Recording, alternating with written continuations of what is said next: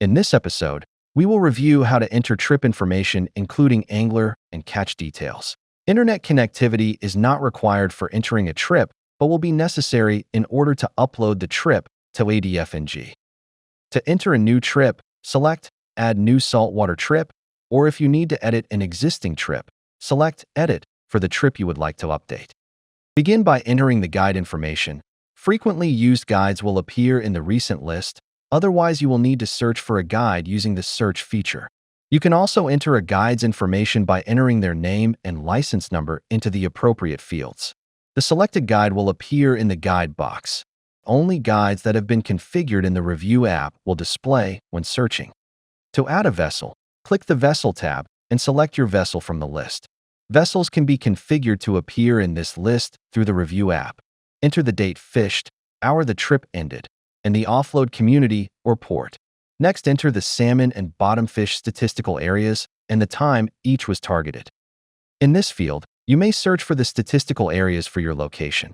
If one does not appear, you can configure it using your Review app. Charter halibut and guide angler fish permits can be entered using recently used permits or by entering a new permit. We will explain how to enter halibut records in more detail later in this series. Beginning in 2025, ADF&G will collect charter crab effort and harvest data. To complete this section, indicate if crab fishing will occur on your trip. If you will be crabbing, enter the bottomfish statistical area and harvest totals prior to uploading your trip. To add an angler, you will need to select Edit Anglers, then Add New Angler. If your business has configured anglers, they will appear in this field. Otherwise, you will enter the applicant's information by either entering their name and license number into the appropriate fields or scanning their ADF&G fishing license with the QR scanner. This should auto-populate the majority of their information. If you use this feature, please be sure to double-check all information for accuracy.